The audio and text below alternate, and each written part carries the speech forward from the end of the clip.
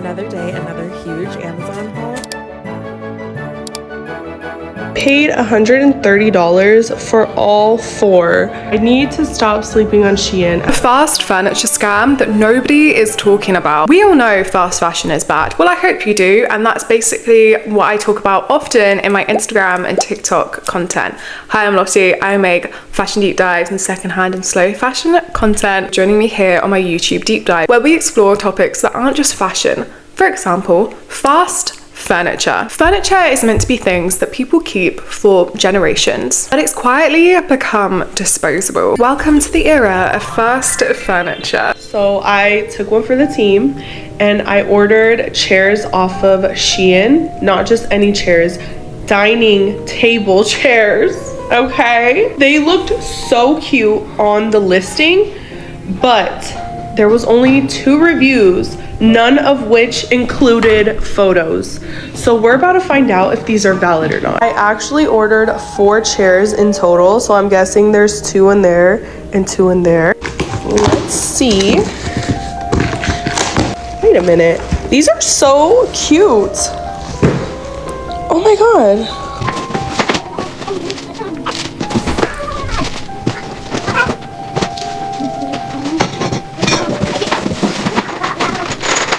I'm so obsessed with how these look. Oh my god. I think I also forgot to mention I paid $130 for all 4. I need to stop sleeping on Shein at this point because this is crazy. $130 for all 4. I honestly wonder what they're made of. Definitely plastic. Often fast furniture made from plastic and plywood, and when your rug goes out of season or your chairs are no longer cute, you just dispose of them. Veneer can peel, and instead of repairing it, you'll throw it away because you only bought it for 20 quid. But the fact that you're binning things so quickly isn't just by coincidence, and it's not an accident. It's a business model created by fast furniture companies.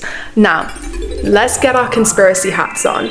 I do not say things lightly, but I really bloody believe that fast furniture is made to be fast, it's made to be disposable. It's a new stream of income for furniture companies to just take advantage of their consumers. What exactly is fast furniture? How do we differentiate it from vintage and more like non-disposable furniture? So it's cheap, trendy pieces that are quickly manufactured, quickly shipped. It's often made from materials like MDF, particle board, veneer, mixed plastics, foam, metal. It has like pieces glued together. It's not really secure. Yeah, I think companies have just realized that they can make cheap, trendy furniture. We're gonna buy it, we're gonna consume it, and we're not even gonna bat an eyelash.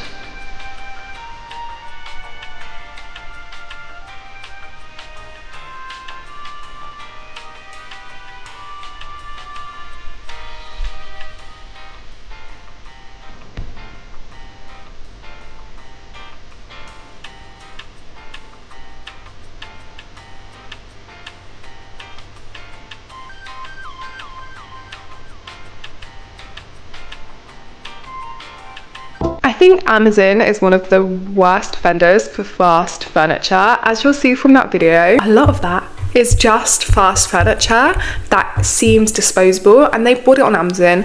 It's come really quickly, it's come next day. I just find it ridiculous that that's how we're finding our furniture that we're going to only use for a few years before it's disposed of. So there's been research articles on fast furniture. Researchers Jennifer D. Russell, Kendra Huff, Eva Havarofa describe fast furniture as low cost, fast moving furniture lacking durability and long-term aesthetic value. Many pieces are made from wood compositions like fiberboard, particle board, and it's hard to maintain and it's so hard to recycle. In the past, not even when I was a little girl, when my parents were younger, when we were mere specks in our father's eyes. Okay, I'm going to stop that now because that sounds weird, but furniture used to be a permanent thing that you owned. My nan had furniture that she kept forever. And that's not just because she's a nan and she wants to hold on to things. It's because it was furniture that was really well made and really long lasting. Chairs were reupholstered, people inherited furniture. Now people inherit clarinet and a broken TV stand, because that's what a lot of people are buying this furniture on, is clarinet.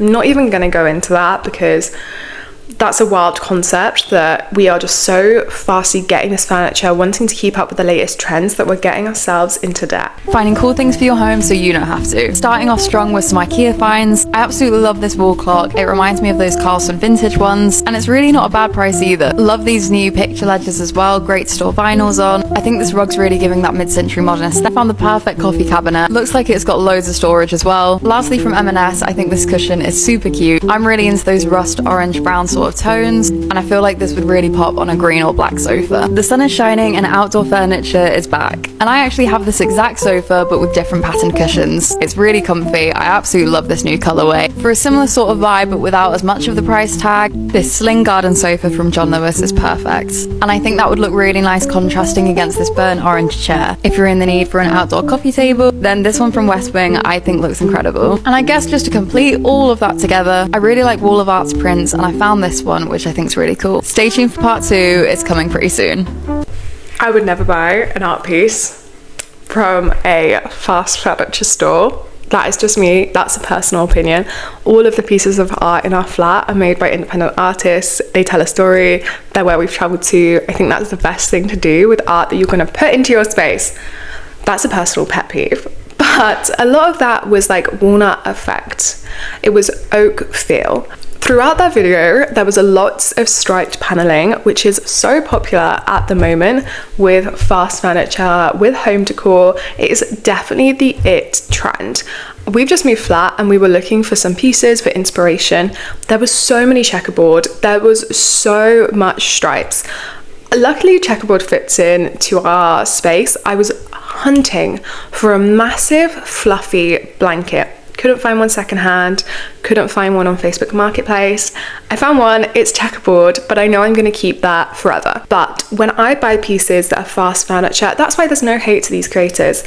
If the people are buying these pieces and then adoring them for many years to come, consciously consuming them, I'm so here for it. The issue comes when consumers learn that fast furniture is just temporary, much like fast fashion. When you move into a new apartment, you need new furniture. So true. The furniture we have currently, I made sure to be very mindful that any furniture we bought into this house was going to be pieces that we are keeping forever. A lot, the place I last moved, a lot of the pieces, I'm going to insert some pictures, the metal cabinets, we've restyled them from what it used to be in my old bedroom. There is one person who's a TikTok mutual of mine, and honestly when I was looking for more new furniture, knickknacks to put in our space, she kept coming into mind. Fast fashion homeware is becoming just as much as a problem as fast fashion. I talk about this a lot and people often say that it's not real, but more and more now we're seeing homeware being cheaply produced en masse to keep up with online trends and micro trends, with things even being made with no longevity in mind. For example, those battery powered lamps with the giant light bulbs where you can't replace the light bulbs, and so once they're done, they're done. And I've seen it with my own eyes, working at the charity shop. When things stop being trendy, all of the things just come into the shop, like really cheap blankets from Primark, cheap cushions, candles, cups, shit like that. Most people don't think about the environmental impact when they're homeware shopping, and WRAP reported that homeware makes up 42% of textile wastes. Wanting and buying affordable homeware isn't wrong, and it's not morally wrong if you do that. I love IKEA. I'm literally in IKEA right now looking for plant pots. But buying things just because they're trendy with no thought about the future is the issue. Buying things for the sake of buying them and thinking, oh, I'll just donate it, is the issue. I love Meg's content with TikTok mutuals. I'm always consciously consuming items that come into my house, but since seeing how so much homeware crap is in all of these shops that they're trying to get us to buy, I was so mindful bringing new things into our flat. And honestly, I'm looking around, I don't see that many new items. I see a few pieces that I've invested in and a few plants, because me and my girlfriend went a bit plant wild, but we're going to keep those forever as well. I just think Having a personal aesthetic is so much cooler than just having the latest trend of fast furniture in your gaff. Also, Meg mentioned a really wild fact, but I also found out some very interesting facts about fast furniture waste. In the United States, around 9 million tons of furniture are discarded per year, making up to roughly 5% of landfill. In the UK, it's an estimated 22 million pieces of furniture discarded each year, with these just sound like wild numbers, but 670,000 tons of furniture waste being created annually. Though I still think fast fashion is one of the worst culprits, and I will continue to be fast fashion's biggest hater, I think fast furniture has a lot to answer for. Because it's made from cheap materials and it's got glue heavy compositions, or it's MDF boards or veneer, the combination makes it really difficult to recycle. So I don't know if you've ever gone to a dump. One of my favorite places is a local dump shop. Maybe we'll do a come with me to the dump shop, because near my mum's place there's this gorgeous dump shop where I have found furniture pieces for this flat. I adore this dump shop. Anyway, in the dump, when you're trying to tear up materials, I always have that visual in mind of how could they tear up this table that has multiple different pieces on it, or multiple different materials, and actually recycle it successfully. Often they can't. Often it's going to go into the mixed recycling waste, and that's just going to be so bad for the environment and eventually for when it goes to landfill, because it's not going to be able to break down. I think social media, again, has lots to answer for. It's a platform that rewards novelty.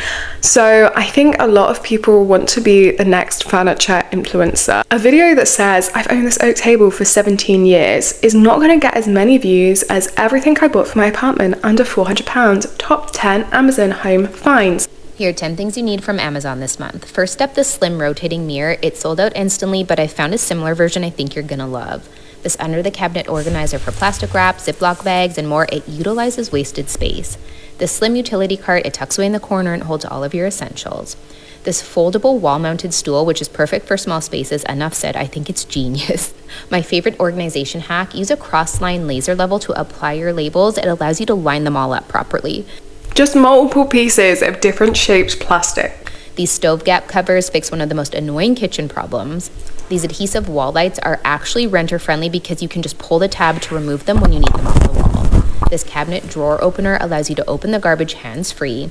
This pull-out spice rack And that video has 52k likes. 52k people or more that you've influenced to buy shit off Amazon. Of course, in the description of this video, they're linked in her account, so she makes money from you purchasing them. Fine. I just find it so annoying that once furniture becomes content, like these two videos, it stops being furniture. It just becomes a temporary object that's a visual aesthetic, and it's exactly what's happened to fast fashion clothes. Now, to be fair, and we're going to look at all sides because we've got time in a YouTube deep dive to look from every angle. Often people are just buying furniture fast because they need it. Young people are renting more, we're moving more, we're earning less, so we need cheap, quick items that are lightweight and can be delivered soon. They discussed in this Reddit how fast furniture like cheap shelves and desks were needed because people just can't afford better options and needed temporary solutions. This system just means that durable furniture has become a luxury rather than something everyone can get. Whenever people talk about fast furniture, one place always comes up, and that's IKEA. I do think IKEA is very nuanced in this conversation, and the reality is that some IKEA pieces are made to last, some pieces are repairable, and some are really smart ideas. IKEA definitely normalized the shift of flat pack furniture to the masses, and they made it so that the market would then go further, and Amazon and Wayfair and Temu all copied that flat pack buy furniture and sell it. I was reading Reddit and how, again, fast furniture, there was an article published about it's now a thing that is just filling up our landfills. People were talking about how when they worked for fast furniture companies, they were regularly throwing out items that were just cheaply made. So this article and this Reddit thread is 4 years old, and people were asking like, what is fast furniture? Why haven't I heard about it before? Because it does feel like it's kind of a new phenomenon of something that has just really risen in the last few years. Also, there's now this distinguishment between old IKEA pieces and vintage IKEA and ultra fast, cheaper IKEA versions. I think when you go into an IKEA store, which I do, I will look in IKEA stores. I will consciously consume from IKEA if I need, for example, like I really love metal aesthetics, so if something's like a metal side table, that's what I went into IKEA recently to look for. I will see the difference between the oak pieces sold in IKEA and the pieces that are just more plasticky, more there for like temporary use. Is fast furniture worse than fast fashion? A dumped sofa is more physical waste than dozens of garments that have been dumped. It's more resource intensive with the wood, the foam, the steel, the transport, and there is a longer supply chain with furniture. It is so difficult to dispose of furniture as well, especially if you're dumping it. Approximately 350,000 tonnes of clothing waste are sent to landfill each year, and the UK approximately dumps the amount we said earlier, which is 670,000 tonnes of furniture each year. So that is like almost double the amount of furniture being discarded a year. There's also this other cost that nobody's mentioned, and that we're all becoming culturally the same in our houses. Our grandparents' houses would reflect decades of collecting. I remember my nan's house. It was similar to, me and my nan were really close, I was always at her house, but my nan's house, when she was around, it was very similar to other grandparents, but it had its own nuance. It had pieces that she'd found whilst she was out and about, or pieces that were exclusive to the area she lived in. She had art that reflected the place she'd lived in, and pieces of embroidery that, for example, her mum had made that existed within the house. But now we have LED strip lights, fake plants, which is one of my biggest pet peeves. I hate them. Just get a real plant, or just don't get a fake plant anyway. I hate fake plants. They're just pieces of plastic shaped to look like plants. I fucking hate them. But I'm gonna calm down about fake plants. But it's gonna be neutral rugs and beige rugs. Currently it will be like those stripes. Tell me the difference between this house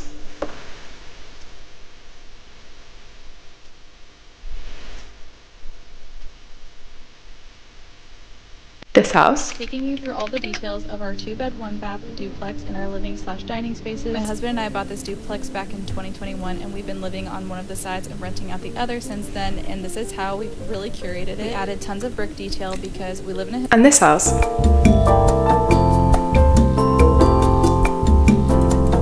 Literally, they could all be the same space, just slightly different fonts. That could all, if that was a building of 3 floors owned by the same person, that would make sense, which is just wild. It's not style that someone slowly built, it's style bought off Amazon. I think furniture should outlive trends. It shouldn't just be there to consume quickly and just be there to serve a purpose. It should be pieces that we absolutely adore instead of being disposable pieces. I have a lot of ways you can find secondhand furniture and consume furniture slower to ensure that you buy pieces that stay with you forever. I went to a furniture flea market in London as well. I have a full review, and I have some pieces that I'm really excited to show you in the next video out on Friday. And also let me know what's the worst piece of furniture that you've ever bought. And I'll see you in the next video for a come thrifting with me for furniture, and then in future videos for more fashion deep dives and secondhand and slow fashion content.